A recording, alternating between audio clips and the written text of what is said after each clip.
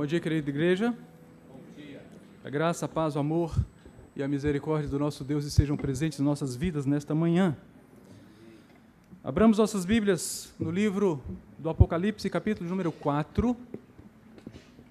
Estaremos fazendo a leitura de todo o capítulo. Capítulo 4 do livro de Apocalipse. Diz a eterna palavra do Senhor. Depois dessas coisas olhei, e eis não somente uma porta aberta no céu, como também a primeira voz que ouvi, como de trombeta ao falar comigo, dizendo: sobe para aqui, e te mostrarei o que deve acontecer depois dessas coisas. Imediatamente eu me achei em espírito, e eis armado no céu um trono, e no trono alguém sentado. E esse que se acha sentado é semelhante no aspecto à pedra de jaspe e de sardônio, e ao redor do trono há um arco-íris semelhante ao aspecto à esmeralda. Ao redor do trono há também 24 tronos, e assentados neles 24 anciãos vestidos de branco, em cujas cabeças estão coroas de ouro. Do trono saem relâmpagos, vozes e trovões, e diante do trono ardem 7 tochas de fogo, que são 7 Espíritos de Deus. Há diante do trono um como que mar de vidro semelhante ao cristal, e também no meio do trono e à volta do trono 4 seres viventes cheios de olhos por diante e por detrás.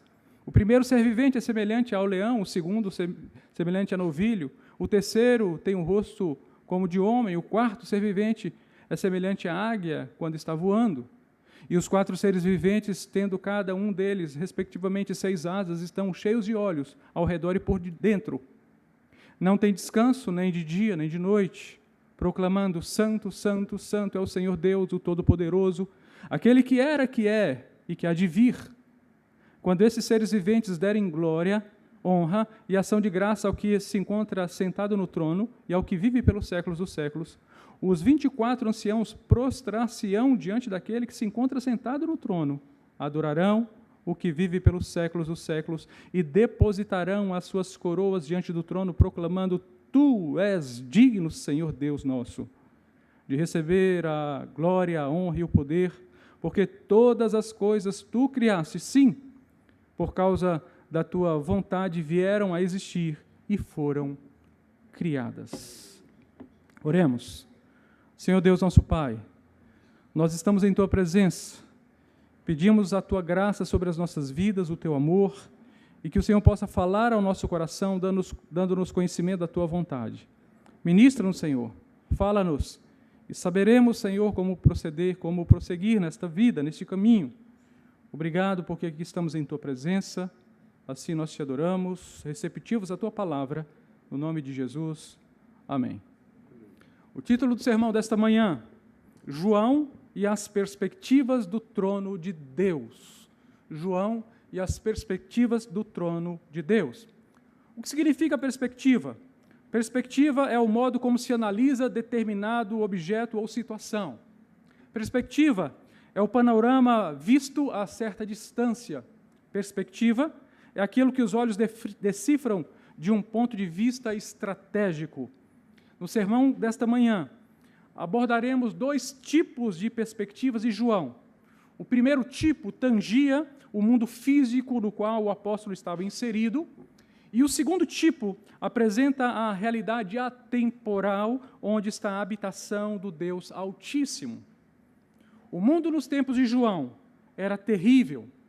A Palestina vivia dias de intensa opressão romana. O povo judeu era expoliado pelos altos impostos de Roma e pelo acharque dos patrícios que para Roma trabalhavam. O sacerdócio havia se corrompido e vivia de troca de favores, de gentilezas e do gozo de privilégio das autoridades romanas. Os partidos religiosos lutavam pelo poder no Sinédrio e dividiam ainda mais o povo por meio de controvérsias religiosas e teológicas e disputas pelo domínio. Os movimentos de sedição para a libertação judaica pululavam por toda parte. Pregavam a luta armada e eram duramente abatidos pelo Império Romano. O governo local da dinastia herodiana era repudiado pelo povo porque não era, de fato, um governo legítimo. A desigualdade social era atroz, a maioria das pessoas vivia em miséria, O povo, em grande escala, era constituído de pobres e de miseráveis.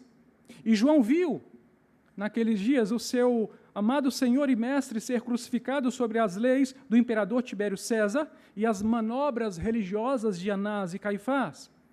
O mundo de João era um mundo de atrocidades e de mentiras, onde Nero incendiou Roma para construir um complexo palaciano e colocou a culpa do incêndio nos cristãos.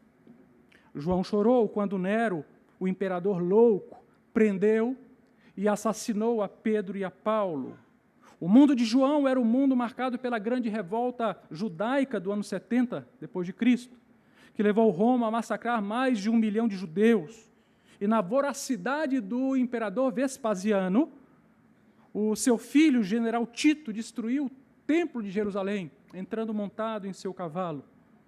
O mundo de João era conhecido como o mundo do imperador Domiciano, que por volta do ano 90 reinava em absoluto. E de acordo com a tradição cristã, o próprio imperador Domiciano determinou que o apóstolo do amor, João, fosse lançado num grande tacho de óleo fervente, sendo que de lá saiu ileso, e assim o exilou em Pátimo para forçá-lo a trabalhos pesados nas minas, mesmo com a sua idade avançada. A vida de João era de dedicação às igrejas que sofriam mortal perseguição, igrejas marcadas pela dor, pela pobreza e pela morte.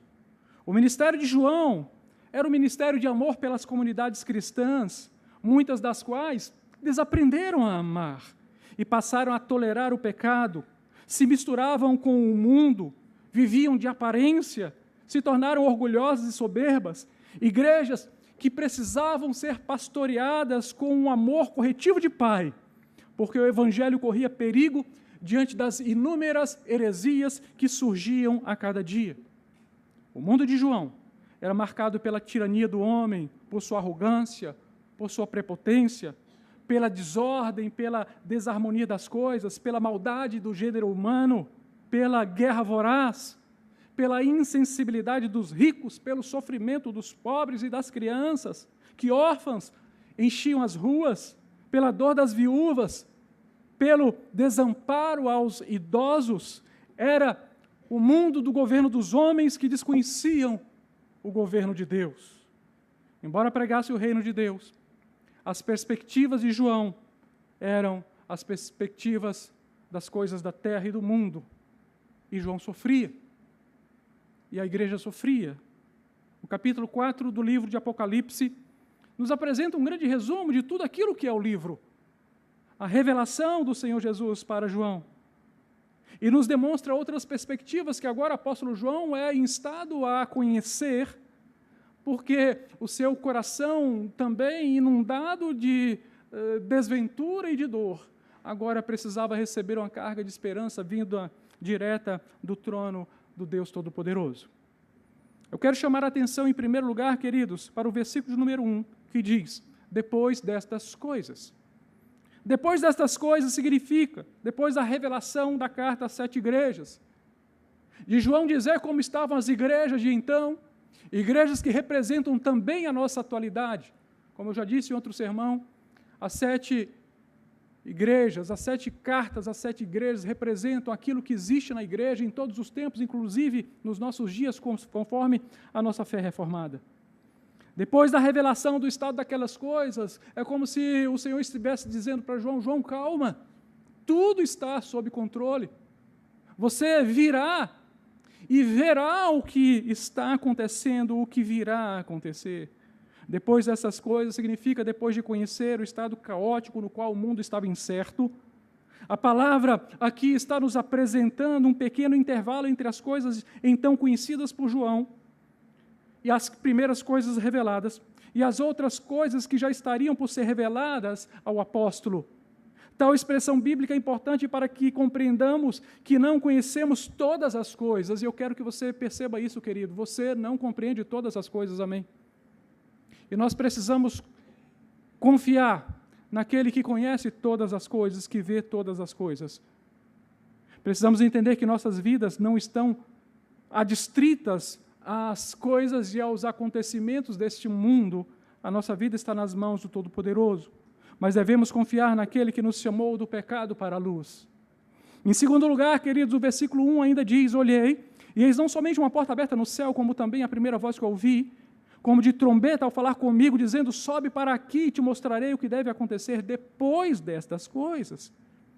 A primeira voz que está escrita nesse texto é a voz do versículo 11 do capítulo 1. É a voz que manda João registrar tudo o que estava vendo, para que a igreja soubesse e visse e compreendesse. Tal voz pertencia àquele ser maravilhoso descrito nos versículos 13 a 18 do capítulo 1. Tal voz o convida a entrar por uma porta aberta no céu. Era a voz do seu Senhor, e João, de alguma forma, sabia disto. E apesar de não identificar, ele sabia que era Jesus. Era o ancião de dias relatado em Daniel, cuja cabeça e cabelos eram brancos como a lã e como a neve. Seus olhos eram como chamas de fogo, seus pés brilhantes como bronze polido, refinado numa fornalha.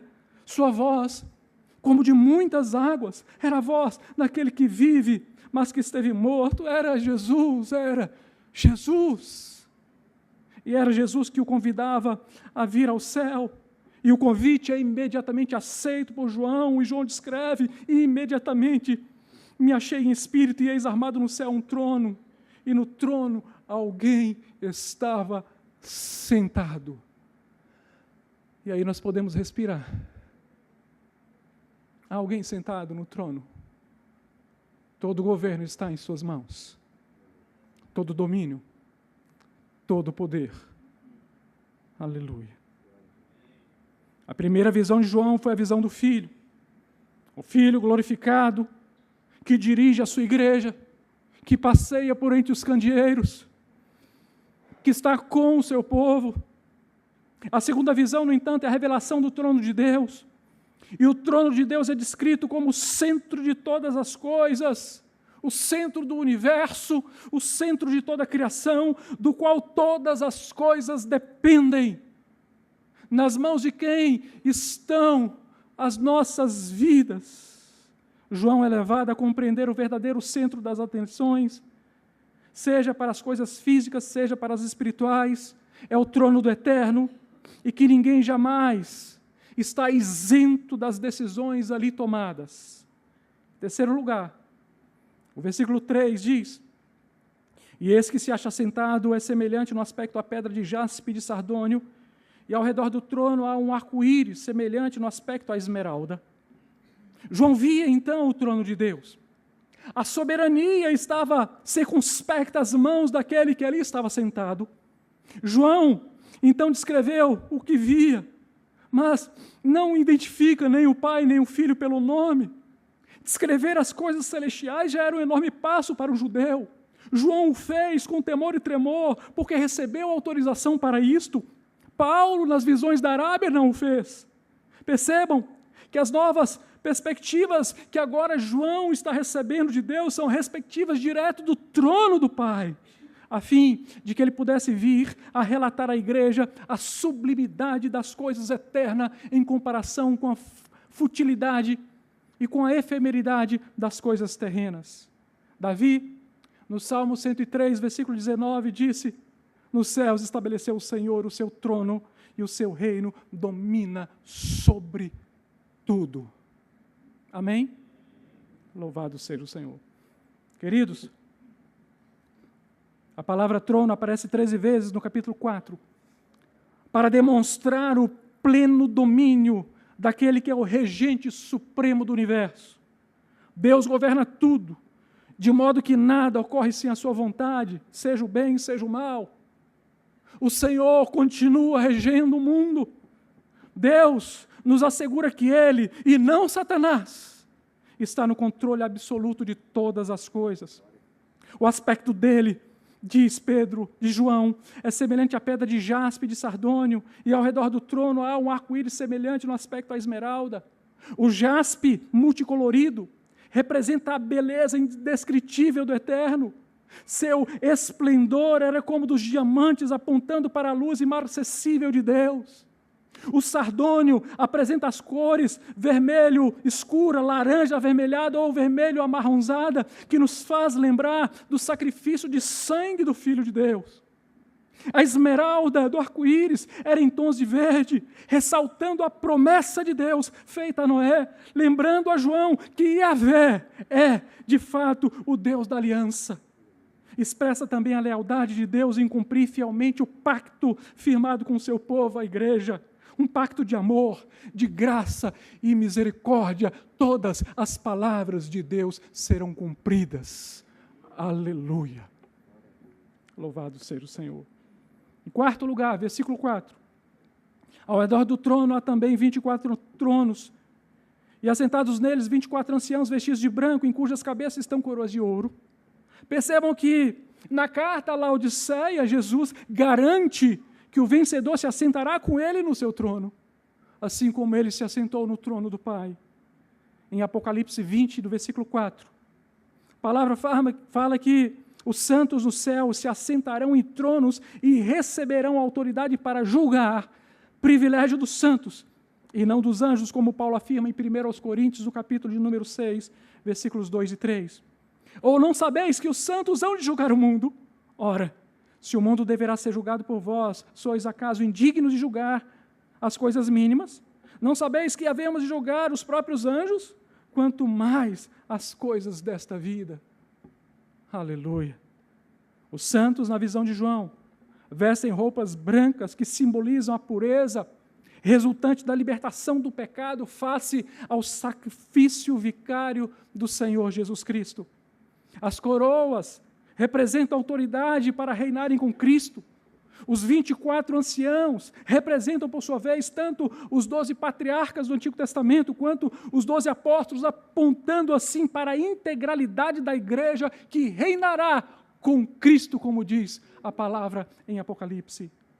Em quinto lugar, no versículo 5, do trono saem relâmpagos, vozes e trovões, e diante do trono ardem 7 tochas de fogo, que são 7 Espíritos de Deus. O versículo 5 nos reporta a Êxodo 19 e 16, que diz: ao amanhecer do terceiro dia, houve trovões e relâmpagos, e uma espessa nuvem sobre o monte, e muito forte clangor de trombeta, de maneira que todo o povo que estava no arraial se estremeceu. Jesus revelava a João que o mesmo Deus, irado do Sinai, era o Deus propício de Sião, e era também aquele mesmo Deus que ele estava sentado em seu trono. Yahvé chamar, Deus estava ali, como Deus está aqui, a nossa presença, e é acessível a nós pelo sangue do seu Filho Jesus Cristo. A maravilhosa graça é revelada na maravilha do trono de Deus ali descrita. Era tal que João só consegue descrever por meio dos fenômenos da natureza, trovões, relâmpagos. Todavia, o mais importante do versículo 5 não eram os sons que saíam do trono, nem as 7 tochas que representam a luminosidade plena e imensurável da glória de Deus, mas a descrição da presença dos 7 Espíritos de Deus. Sim, os 7 Espíritos de Deus, que apontam para a plenitude do Espírito Santo agindo no seio da igreja. As 3 pessoas da Trindade são reveladas ali: o Pai assentado no trono, o Filho na voz de trombeta e o Espírito Santo nos 7 Espíritos. Em sexto lugar, o versículo 6 vai dizer: adiante do trono, um como que mar de vidro semelhante ao cristal, e também no meio do trono e à volta do trono, 4 seres viventes, cheios de olhos por diante e por detrás. A ênfase na translucidez do cristal indicam a compreensão e o entendimento de Deus sobre todas as coisas. Não há mistérios perante o nosso Deus, queridos. Não há coisas ocultas que Deus não saiba. O Senhor está vendo a nossa vida integralmente, como num plano. O Deus que esquadrinha o nosso coração e a nossa história. O Deus que nos conhece muito mais do que nós mesmos nos conhecemos. No versículo 7, em sétimo lugar, versículos 7 e 8 vão dizer: o primeiro ser vivente é semelhante a leão, o segundo semelhante a novilho. O terceiro tem o rosto como de homem, e o quarto ser vivente é semelhante à águia quando está voando. E os 4 seres viventes, tendo cada um deles, respectivamente, 6 asas, estão cheios de olhos ao redor e por dentro, não tem descanso, nem de dia nem de noite, proclamando: Santo, Santo, Santo, é o Senhor Deus, o Todo-Poderoso, aquele que era, que é e que há de vir. Os 4 seres viventes nos reportam tanto aos querubins, descritos em Ezequiel no capítulo 1, versículos 5 a 14, quanto aos serafins descritos em Isaías no capítulo 6 e no versículo 2. Tais seres viventes recebem a incumbência de vigiar e proteger, posto que são criaturas cheias de vida, alertas e inteligentes. Estão cobertas de olhos por dentro e por fora, para que nada lhes escape. Também não cessam de glorificar a Deus e com os anciãos cantam louvores ao Altíssimo e Eterno Deus. Seus 4 rostos, leão, novilho, homem e águia, representam a valentia e a coragem, a força e a tenacidade, a inteligência e a sagacidade, a eficiência e a rapidez. Todas as qualidades da criação estão representadas ali. O Senhor, o Criador, digno de toda honra, de todo louvor e de toda a adoração, está presente. Então adoremos a Ele. Em 8º lugar, nos versículos 9 e 11 está escrito: quando esses seres viventes derem glória, honra e ações de graças ao que se encontra sentado no trono e ao que vive pelos séculos dos séculos, 24 anciãos prostrar-se-ão diante daquele que se encontra sentado no trono, adorarão o que vive pelos séculos dos séculos e depositarão as suas coroas diante do trono, proclamando: Tu és digno, Senhor e Deus nosso, de receber a glória, a honra e o poder, porque todas as coisas Tu criaste, sim, por causa da Tua vontade vieram a existir e foram criadas. O texto indica a ordem dos eventos do culto celestial. Precisamos entender se a ordem nos eventos do culto celestial, também deve haver ordem nos eventos do culto terreno. O culto cristão é exatamente como o Novo Testamento diz que o culto cristão tem que ser. Sem inovações, sem invencionices, simples e reformado, como nos ensinou os nossos reformadores. Toda a criação, representada nos 4 seres viventes, inicia a adoração, que é seguida pela adoração dos 24 anciãos, que representam a plenitude da igreja formada pelos eleitos do Pai e remidos em Cristo Jesus. O gesto de se prostrarem ante ao que está sentado diante do trono e de depositarem suas coroas indica que toda a glória no céu e na terra é devida ao Senhor da glória, ao Deus da nossa salvação. O Senhor Deus Todo-Poderoso, exaltado pelo seu nome eterno, o que era, o que é e o que há de vir, fazendo alusão ao santo nome apresentado em Êxodo, no capítulo 7, capítulo 3, versículos 7 a 9, e também em Êxodo, no capítulo 3, versículos 13 a 15.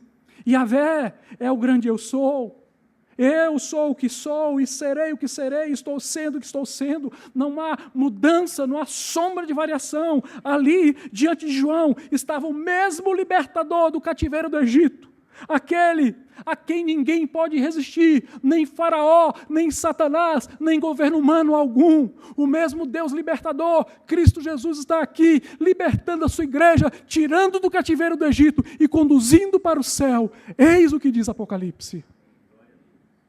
Eu quero concluir esse sermão dizendo para os irmãos que a temática do capítulo 4 do livro de Apocalipse é apresentar o trono eterno e absoluto de Deus que reina sobre tudo e sobre todos. A convocação de Jesus para que João entrasse pela porta aberta no céu serviria para apresentar a verdadeira ordem das coisas. Havia, queridos, entendam, um grande contraste de perspectivas. As perspectivas da terra, dor, morte, sofrimento, perseguições, acusações, julgamentos injustos, execuções capitais, traje, orgulho, soberba, altivez, raiva e ira, insubmissão, afrontamento e polêmica, maldade, atrocidade e calúnia, desamor, indiferença e crueldade, pecado, revolta, disputa e desordem. Mas as perspectivas do céu eram diferentes. No céu havia contentamento na visão de João, alegria indizível e tranquilidade. Havia liberdade, absolvição e perdão, riqueza real, fartura, acolhimento e honra, humildade, simplicidade, rendição e calmaria. No céu havia submissão, entendimento e concórdia, libertação, leveza e espontaneidade. No céu havia bondade, benignidade, verdade e amor, verdade, envolvimento e aproximação, santidade, harmonia e paz perenal. Qual é a perspectiva que temos, queridos? Qual? Perceba que tudo que João vira no céu mudaria para sempre suas perspectivas. É como se Jesus estivesse dizendo para o apóstolo: veja daqui, João, veja como as coisas realmente são. Veja que as coisas da terra são passageiras, fugidias, pueris. Veja, João, olhe daqui. João, quem é Nero, João? Ou quem é Vespasiano? João, quem é Domiciano? São pessoas que passam e já passaram, João. Veja daqui, João. Olhe para o trono do meu Pai e veja que, de fato, é Ele quem é o governador de todas as coisas. Somente Ele é digno de receber a honra, a glória e o poder, porque todas as coisas Ele criou, João. Todas as coisas vieram a existir por causa dEle, João. Então, que o seu coração, João, possa estar cheio de esperança. João, eu quero que você fale dessas coisas para a minha igreja. Eu quero que você fale para a minha igreja que o mal parece prevalecer, mas só parece, João. João, diga ao meu povo que está em sofrimento, que todo sofrimento é temporal. Diga para eles que a bem-aventurança no reino do meu Pai é eterna, João. João, observe que cada coisa no reino do meu Pai está no devido lugar, não há desordem aqui. João, o meu Pai nunca perdeu o controle de nada, João. Deus está executando o seu plano santo e eterno. Tudo está em suas mãos, João. E quanto a nós, igreja? A mim e a você? Quais são as nossas perspectivas? São as perspectivas da terra? Ou são as perspectivas do céu? O livro do Apocalipse é uma carta aberta para uma igreja que sofre. Uma carta de esperança para uma igreja perseguida. De alguma forma, em alguma época de nossa vida, nós passamos por perseguição. Seja na família, seja no trabalho. Seja por amigos que nos abandonam quando conhecemos a fé. Mas tudo isso passa. E o nosso Deus é eterno. O livro do Apocalipse nos enche de coragem. Não olhe para os símbolos do Apocalipse, olhe para aquilo que ele revela. Para a verdade que ele transmite. Insofismável, inabalável, inadiável. Olhe para isto. Ninguém poderá jamais resistir ao Todo-Poderoso. O trono celestial não está vazio. Deus está reinando do seu trono. O dia da vitória de Cristo e de sua igreja está chegando. É hora de respirarmos fundo e de lutarmos, igreja, em defesa da nossa fé, que uma vez nos foi confiada. O livro do Apocalipse nos dá a certeza de que Deus está conosco, o Pai nos elegendo desde a eternidade, o Filho morrendo a nossa morte a fim de nos dar a sua vida eterna, e o Espírito Santo aplicando a redenção em nossas vidas e nos tornando participantes das coisas espirituais. Por que tanta tristeza, igreja? É Cristo quem porfia por ti. Continue perseverando, porque em breve Jesus voltará. Oremos. Santo Senhor, eterno Pai, estamos diante de Ti em Tua casa e diante da Tua palavra lida e proclamada, Senhor. E eu te peço, aplica a Tua palavra ao nosso coração. Ah, Senhor, quantos Neros têm se levantado, quantos Vespasianos, Domicianos, Quantos homens maus têm se levantado para calar a sua igreja? Ah, Senhor, mas a voz da sua igreja não se cala, porque o Senhor é o Deus que nos faz perseverar. O Senhor é o Deus que nos faz permanecermos firmes. Não por nós mesmos, porque somos frágeis, inseguros, indecisos, mas o Senhor é forte, é tenaz. O Senhor é seguro. O Senhor é o Deus decidido, que já decidiu desde a eternidade por sua igreja. Ah, Senhor, obrigado.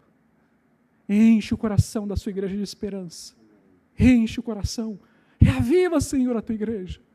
E faz uma grande obra de transformação a partir de nossas vidas. Obrigado por tua palavra, Senhor. Obrigado, porque o Senhor é quem nos dá novas perspectivas. As perspectivas direto do teu trono, Senhor. As perspectivas do céu. Nós oramos assim, no nome de Jesus. Amém. Que Deus nos abençoe, queridos.